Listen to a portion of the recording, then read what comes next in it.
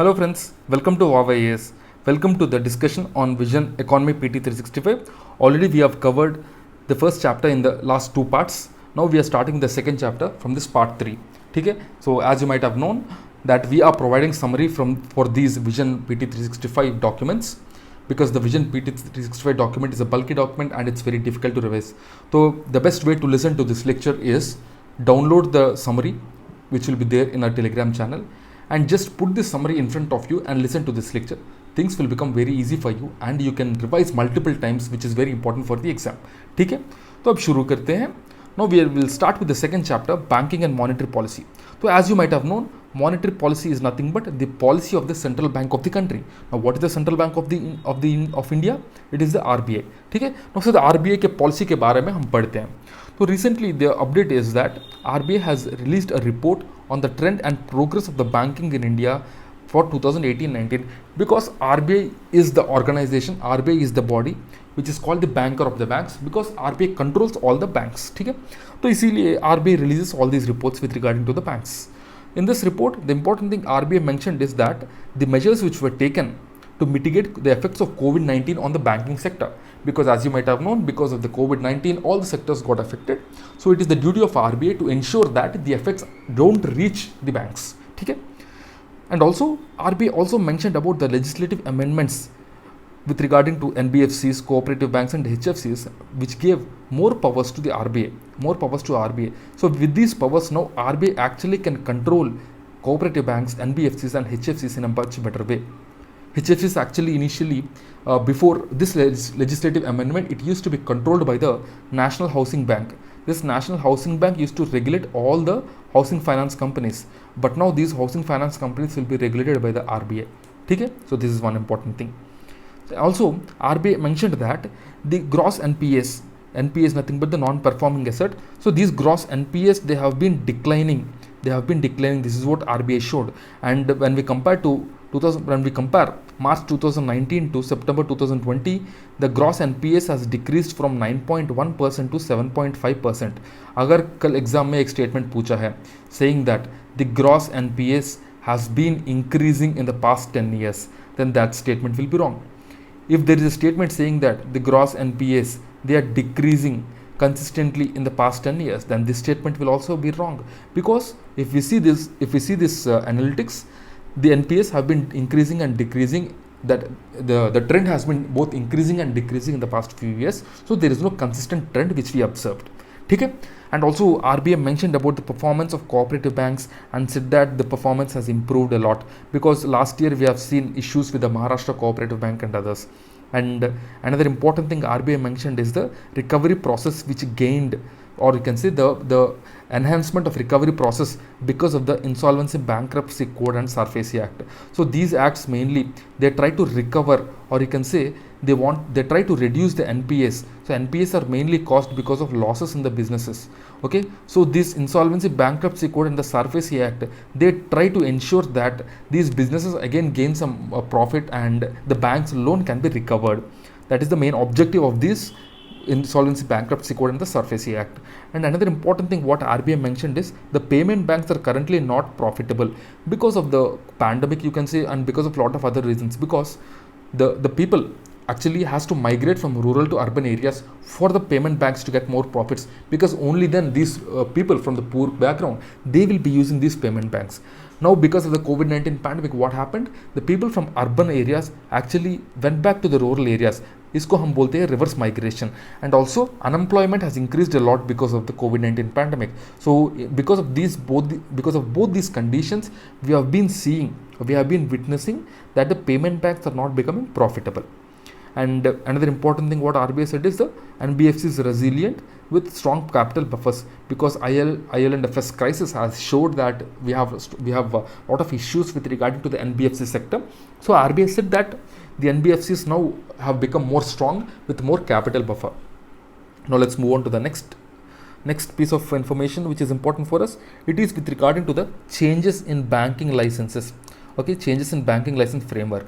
Actually RBI का internal working group ने suggest किया है कि the banking licensing norms has to be changed. This is what is the suggestion of the internal working group of RBI. Now why RBI के internal working group ने suggest किया है कि the banking norms has to be change, the licensing norms has to be change. This is because we are witnessing a crisis in the NBFC sector. First reason, the IL&FS and DHFL, both these non-banking finance companies, these are large finance companies, and we have seen crisis in these companies, and this crisis is because of the mismatch between assets and liabilities. Mismatch between assets and liabilities. Now, what is this mismatch between asset and liability? So, understand like this. Let us say the IL&FS and DHFL, these are large finance companies who give loans to infrastructures, large infrastructures. Let's say they are giving loan to a metro rail company. Okay? Let's say they gave a loan to the expansion of Delhi Metro, and this loan will be for 25 to 30 years. This is what is the term for the infrastructure finances. But these IL&FS and DHFL, these companies, these infrastructure companies, they will be getting money from the market. They will issue bonds and they will get money. And when issuing bonds, they will say that they will return money in 10 years. They will return money in 10 years. So, see here, they are lending money for 25 to 30 years, but they are taking money for 10 years. So, here you can see there is a mismatch. Now what will happen? They will get all the returns only after 25-30 years. But after 10 years, they will have to serve their customers. They will have to return the money to their customers. So this is the mismatch that they are having. And because of this only, the IL&FS has faced a huge crisis we have seen. Okay? And also, the large NBFCs, if you see, they actually can seamlessly become banks because they have large capital and all. So we have to tap that potential. This is another reason. And also the financial tech companies are increasing in India. So when the financial tech companies are increasing in India, the banking also can become very easy, and we can ensure that the banking reaches to the rural areas. So this is another reason. ठीक है, तो इसीलिए now RBI internal working group has suggested for revision of the licensing norms. Normally the banks will be given license under the Banking Regulation Act of 1949. ठीक है. So now what are the suggestions made by this internal working group of RBI? It has given certain suggestions. Actually, some of them has become controversial also. Now we will see what are those suggestions. The first suggestion is large NBFCs with more than 50,000 crores. So try to remember this value, more than 50,000 crores. They can directly give you a statement based on this. Okay, so large NBFCs with more than 50,000 crores, they can actually convert into a bank. This is what is the first change that is there, that the RBI is going to bring.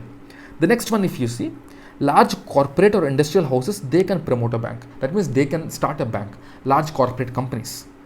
And some other suggestions like the payment banks, they can be converted into small finance banks, and the capping of bank investment in an entity to 20%. That means bank can invest only 20% in any other entity.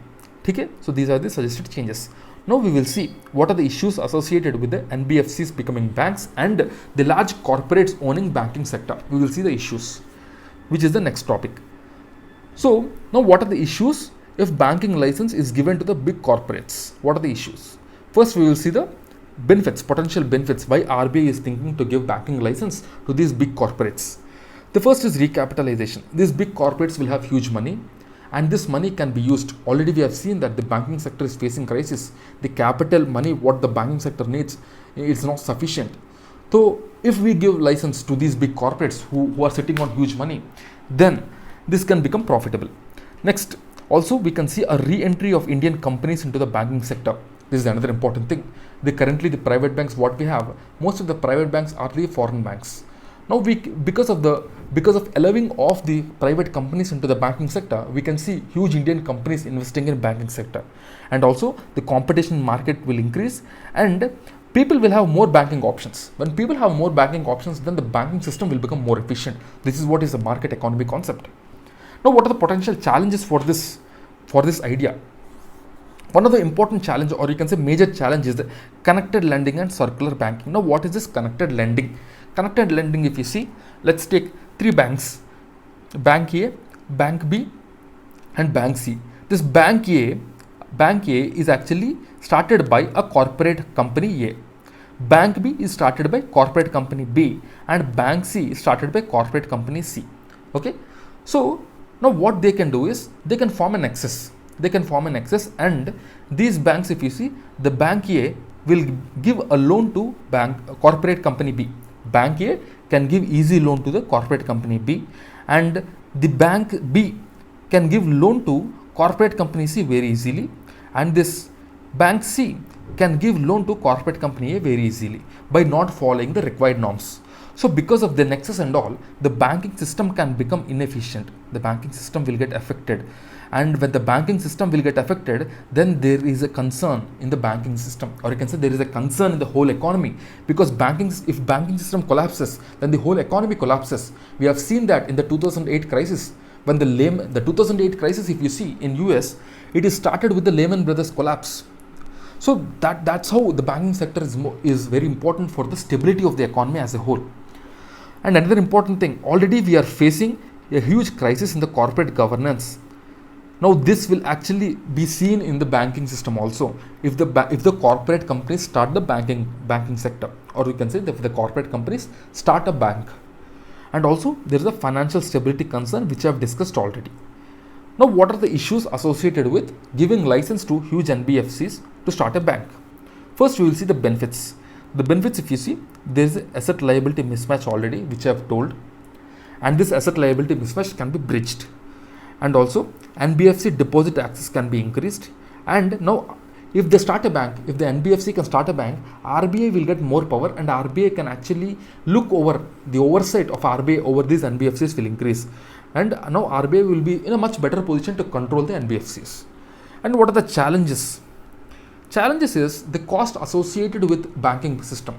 NBFCs will have very less cost because they generally don't accept deposit from the customers.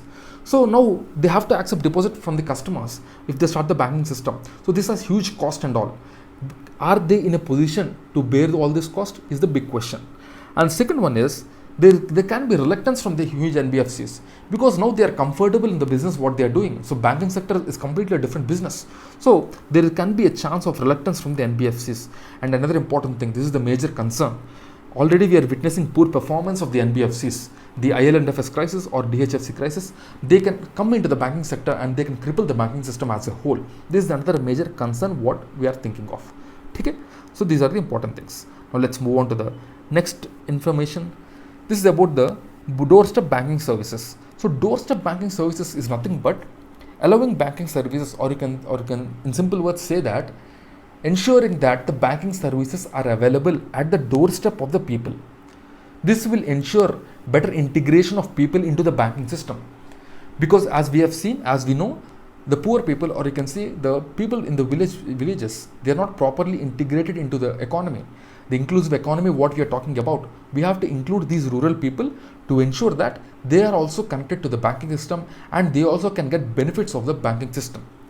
And this doorstep banking services actually is part of the EASE, which is nothing but Enhanced Access and Service Excellence. These EASE reforms were launched in 2018 for the PSBs, the public sector banking, to institutionalize. That means to ensure that the banking system is more clean and smart banking is provided to the people. That means the use of technology in the banking services will be improved a lot. That is what is another important aspect of the EASE.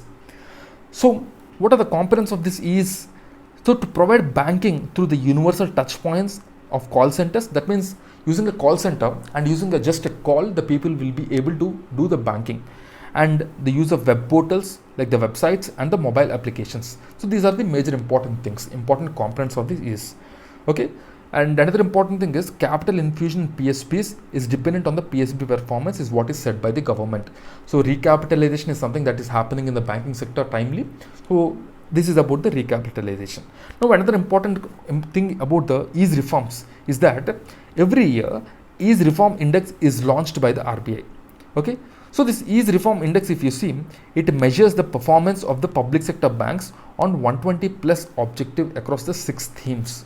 And these themes are customer responsiveness, responsible banking, credit offtake, PSB on Udyami Mitra, ensuring outcomes of HR, and deepening of financial inclusion and digitization. These are the major themes, you can say, and around these themes, the public sector banks, they will be measured and an index will be released. This is for the competitiveness among the banks. So when the competitiveness increases among the banks, they will thrive for a greater performance, which will help the economy as a whole. Okay, so this is what about the ease reform index. Now let's move on to the next piece of information, next news. So this next one is about the Banking Regulation Act of 2020. I told you already that RBI is now given more powers with regarding to the control over cooperatives and BFCs and the housing finance companies. Earlier it was given through an amendment. Now this amendment is converted. Earlier it was given through a result.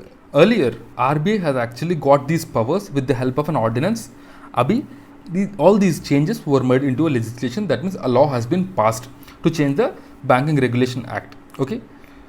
So now, what are the important features of this? We will see.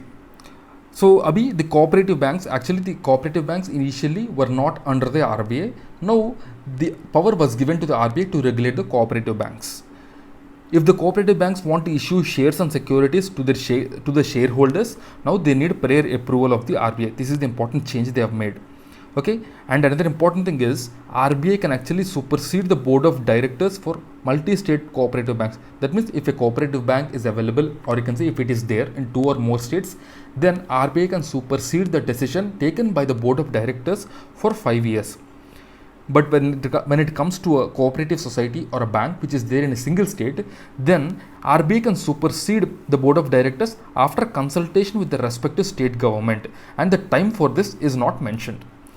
And this Regulation Act allows the central bank, that is the RBI, they can to initiate any restructuring or amalgamation, okay, without placing under a moratorium. That means if there is any losses in any cooperative bank, so RBI can amalgamate. That means RBI can combine 2 banks, or RBI can take any decision, reconstruction of the board, or any decision RBI can take without placing it under moratorium. Moratorium का मतलब ये है कि placing restrictions on the bank so that the bank won't lend to its customers, or bank won't accept money from the depositors or any such activity until the situation becomes better. इसको बोलते हैं moratorium. ठीक है?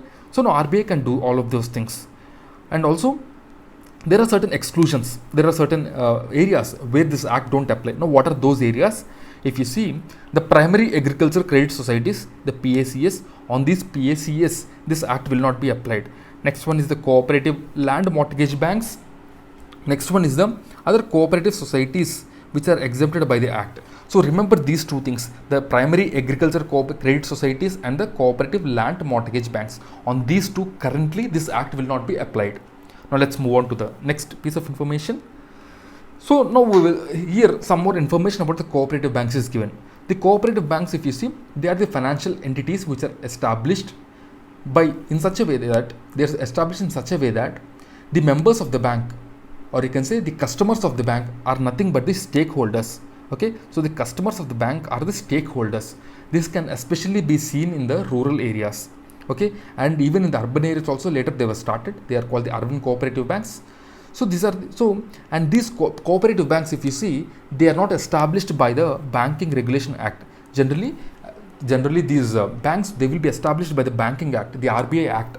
Okay, but these cooperative banks, they are established by the Cooperative Society Act, either the State Cooperative Society Act or the Multi-State Cooperative Society Act of 2002, and they are regulated. Now they are regulated by the RBI, and the small cooperative banks are regulated by NABARD and state governments. But RBI has supervisory power over all of these things. So these are the important information that we need to know about these cooperative banks. And if you see some more related information about this, RBI has released a cyber security vision for the urban cooperative banks, because these are the days of online banking, and an enhanced security is needed for all the banks. So easily RBI has used a 5-pillared approach called GUARD. So remember, GUARD is nothing but an approach, or you can say a system, a 5-pillared structure for the cyber security of the urban cooperative banks. For enhancing the cyber security of the urban cooperative banks, GUARD is started.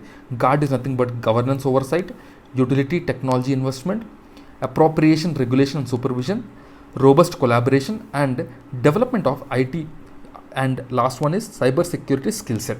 So in सबको combine करके the framework GUARD has been structured by RBI. ठीक है? Now this GUARD structure has to be implemented by the urban cooperative banks, and this will ensure that the efficiency is improved and more transparency is brought into the system. And also RBI asked the urban cooperative banks to implement the asset classification मतलब ये है कि all the assets that the banks have, they have to be classified in a unique way, in the unique way to ensure that the efficiency is improved and more transparency is brought into the system. Now let's move on to the next piece of information. So this is about the regional rural banks. So now RBI allowed regional rural banks to access liquid adjustment facility, the marginal standing facility, and call or notice money market. Earlier, the RRBs did not have power to access all of these things. Now we will see what is LAF, the liquid adjustment facility, the marginal standing facility, and the call and notice money market. But before that, let us see some information about the regional rural banks. The RRBs basically are formed to ensure that the rural areas will get a banking system. So as the name suggests, they are mostly in the rural areas. Their aim is to serve the rural areas and to give credit to small and marginal farmers, agricultural laborers, and socially and economically weaker sections of the society, and also to improve the industries in the rural areas, because rural areas if someone wants to start an industry, that needs some capital. So if these rural banks are available over there in those rural areas, then these industries can get capital in a bit easier way. So easily these RRBs are formed. They are formed on the recommendation of the Narasimhan Committee of 1975. This Narasimhan Committee is a pretty famous committee, and we have various reforms that are brought after the Narasimhan Committee recommendations. And this Narasimhan Committee was appointed in various years, in 1970s, 80s, 90s, something like that. Okay, and if you see these RRBs, they are jointly owned by center, state, and a sponsored bank in the ratio of 50, 15, and 35. The 50% is of center, 15% is of state, and 35% is of sponsor bank. And that sponsor bank can be a huge bank like SBI or any other bank. Okay? Now, what are the issues faced by the RRBs? Inadequate financing, high overdues, because if you see the agricultural distress, you can understand about this overdues, and poor loan recovery. And this is also one of the outcome of the poor agricultural inputs, or you can say poor agricultural outcomes. Okay, and lack of technology in the banking structure of the regional rural banks. Now we will understand clearly what is liquid adjustment facility, marginal standing facility, and call market and notice money market. These three we will see what are these three. So first is the liquidity adjustment facility. So liquidity adjustment facility is nothing but RBI adjusting the liquidity in the banking sector, and this will be done through two instruments. They are the repo rate and the reverse repo rate. We already know what is repo and reverse repo. इन दोनों को मिला के बोलते हैं liquidity adjustment facility. Next one is the marginal standing facility, MSF. So this MSF, if you see, it is nothing but the extra money which the bank can take from the RBI. So if you see here, very short-term borrowing scheme for scheduled commercial bank to reduce volatility. Okay, so basically there is this concept called SLR. Below this SLR, the bank cannot go. That means out of every 100 rupees it gets as deposit, 18 rupees has to be saved. Suppose this 18 rupees has declined, or the bank want to reduce the money, or you can say the bank wants to give a bit more money temporarily to its lenders. Then using this MSF, that means RBI, or you can say this bank will go below this 18%. And how it will go below this 18%? It will take money from the RBI using this MSF. Okay, this is called marginal standing facility, because it will be taken only for a temporary period, and it will be marginally more. The interest rate on this MSF will be marginally more than the repo rate. It is generally 1% more than the repo rate. ठीक है, इसीलिए इसको बोलते हैं MSF, marginal standing facility. Next, you have the call money and the notice money. Call money is nothing but the money market where overnight lending is carried on. Okay, so overnight lending means, for example, couple of days or one day, if the lending and borrowing happens, इसको बोलते हैं call money. That means it is overnight basically. And next you have the notice money. So notice money is nothing but the money taking, or you can say the loans given or borrowing happening for 14 days. It is, इसको बोलते हैं for 14 days if things happen, इसको बोलते हैं notice money. ठीक है? So these are the important concepts that we have. So that's it then for this lecture. I'll see you again in part 4. Till then, keep studying and stay tuned. Jai Hind.